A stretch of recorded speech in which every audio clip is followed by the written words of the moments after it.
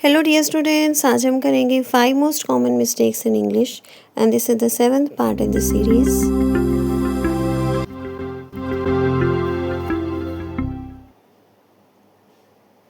Number 1, wrong use of lose. देखिए यहाँ पर LOOSE लूज़ लिखा हुआ है, जिसका मीनिंग होता है नॉट टाइट।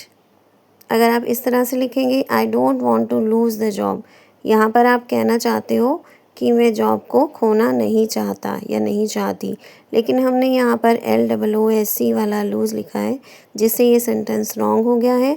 यहाँ पर आपने लिखना है LOSE वाला लूज़, ओके, जिसका मीनिंग होता है खो देना। Okay, I don't want to lose the job.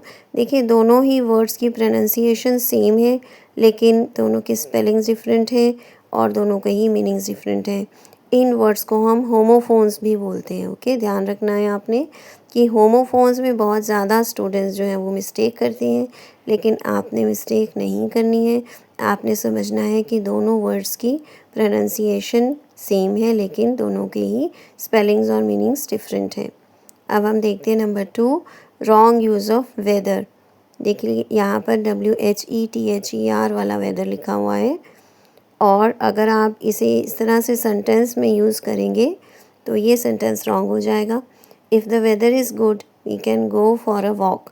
देखिए यहाँ पर आप कहना चाहते हो, आप मौसम की बात कर रहे हो, ठीक है। जब आप मौसम की बात करते हो तब आप लिखते हो WEATHER वाला weather. Okay, if the weather is good we can go for a walk. अगर मौसम अच्छा होगा तो हम वॉक के लिए जा सकते हैं।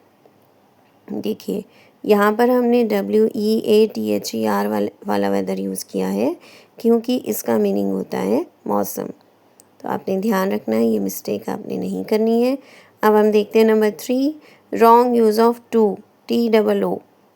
अभी मैं आपको एक सेंटेंस दिखा रही हूँ जिसमें कि हमने TOO वाले टू को रॉन्ग तरीके से यूज़ किया है। She is too honest that she can not lie. देखिए यहाँ पर TOO वाला टू नहीं आएगा, यहाँ पर आपने लिखना है so. She is so honest that she can not lie. वह इतनी ईमानदार है कि वह झूठ नहीं बोल सकती है। ओके, तो यहाँ पर हमने टू अगर लिखना है तो आपने वहाँ पर लिखना है she is too honest to lie. Okay, दोनों सेंटेंसेस के मीनिंग सेम है, लेकिन आपने याद रखना है कि जब ये आप टू यूज़ करोगे तो उसके साथ आपने TO लिखना है, टू। ओके, और अगर आपने सो लिखकर सेंटेंस बनाना है तब आपने वहाँ पर दैट लिखना है। ओके, तो सो और दैट का कॉम्बिनेशन होता है और टू का कॉम्बिनेशन होता है। अब हम देखते हैं number 4, wrong use of disinterested.